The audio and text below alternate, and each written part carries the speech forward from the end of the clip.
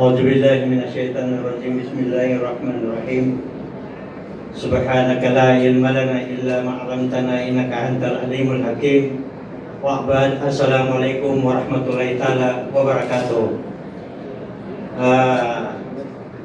Ako po ay magpapasalamat sa tipo-tipo nito.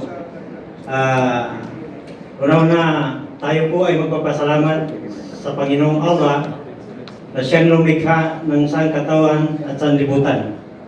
Tayo po ay magpapasalamat sa mahal ng Allah na binigyan tayo ng pagkakataon na magtipon-tipon sa araw na ito upang ipahayag ang karapatan ng bawat mamamayan. Ako po, si Dato' Moro, na sa MILF ako, Bangsamoro.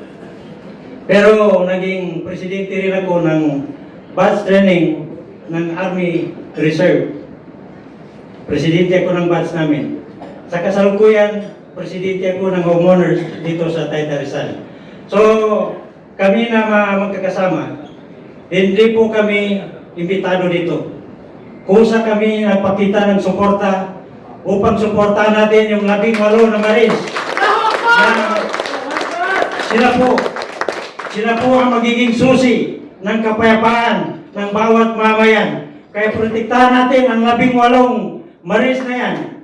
Dahil sila po ang magiging susi natin upang ipagtanggol ang karapatan ng bawat mamayan. Ayun lang po. Maraming salamat. Maraming salamat, Dato'. Assalamualaikum warahmatullahi wabarakatuh. Bibigyan natin pagkakataon na magbigay sa atin ng pahayag General Carlos Kita. Sir.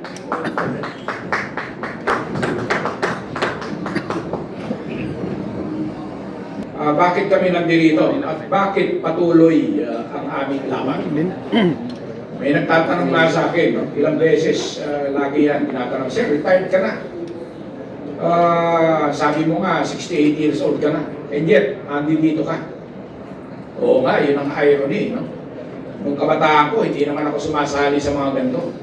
Pero kung kailan ako retired, at dapat ay nandun na sa tumba-tumba, nagre-relax, nagkakape, eh bakit nandito kami sa kalsada, nandito kami ngayon sa Club Filipino na isang historical place na kung saan dito maraming nangyari dito. Yung 1986 EDSA Revolution, maraming magpipiting dito. So, bakit nga ba? Dahil ayaw namin, gaya nabanggit kanina ni Captain Ray Valeros, na isang beses lang tayo mabubuhay sa mundong ito. And wala na ulit, no? So, hindi namin maatin na pag nawala kami dito sa mundong ito, yung mamanahin ng aming mga anak, ng aming mga apo at mga apo ng ating mga ay wala nang Pilipinas. Kasi sa kasalukuyan ang nangyayari ay talagang hindi na matanggap ng kahit sinong Pilipino, except yung mga natatakalan ng mga baleta, yung mga binibenta ang kanilang prinsipyo. Maganda nga at eto may mga nagkaso na sa 18 at saka iba sa iba pa na nagsasalita. Bakit maganda? Dahil eto na lang ang paraan para mailabas yung mga ebidensya. Matuwa po tayo. Nag-file na si former Senator Trillanes, maganda. Sa comment ko nga doon, maganda yan. Nag-file na rin si Secretary Ed Año, actually si Secretary Ed Año. Mista ko yan sa Academy. Talaga namang mahusay na yan, officer. Ang comment ko lang doon, maganda at nag-file dahil doon malalaman natin ang katotohanan. Kasi pagdating sa korte, lalabas po kung sino nag-deliver. Meron pa yan mga video, hindi lang po picture yan. Maraming ebidensya na ilalabas yung 18 sundalo na yan. Kaya discharge naman sila honorably or dishonorably o nag-retire ng maayos. Ang mahalaga yung katotohanan. Yung iba nga dyan, nagsasabi na imbestigahan hinahanapan ng butas. Gumagamit pa ng statistics, ng mathematics, na imposible raw. Dahil ilang delivery raw yan kung 800 billion. Hindi naman sinasabi ng mga Marines na yon, ang total ng dineliver nila ay 805 billion. Hindi naman. Ang sinasabi nila, ang pinapatotohanan nila, ay yung mga dineliver nila kung ilang maleta. So yun po ang pinapatotohanan nila kung ilan yun. So para malaman ang katotohanan, tama po yan. Sa kaso, lalabas. Sa hustisya o sa korte, lalabas po yan.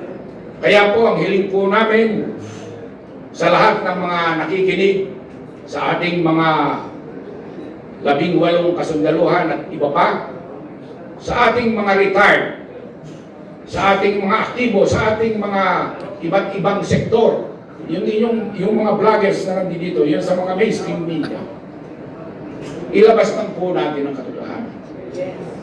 Yun po ang mahalaga. Sabi nila, the truth will set us free. No?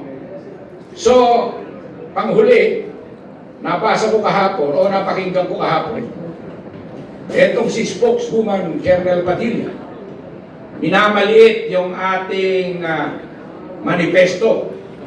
Yung mga ilang daan, sa ngayon nasa mga 500 plus pa lang naman. No?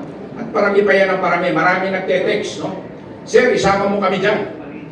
In fact, yung dati kong brigade commander, si deputy brigade commander, si General Johnny Macanas.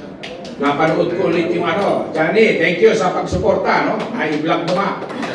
Marami siyang mga pangalan na inanggit, no? So napakagaling na officer yan. Talagang kinasuhan din yan, pero hindi nag-materialize yung kaso sa kanya. Dahil nagsasabi po siya ng totoo. So importante po yun. Balik ko lang yung sinabi ni Colonel Padilla. Minamaliit yung manifesto. Pinagyabang niya yung AGPO. No? Ang AGPO raw, libo-libo ang miyembro. Hindi po lahat automatic nagiging miyembro ng AGPO. Ako, hindi po ako member. General po ako, pero hindi ako member ng AGPO. Kasi may babayaran ka pa doon, 10,000 pesos.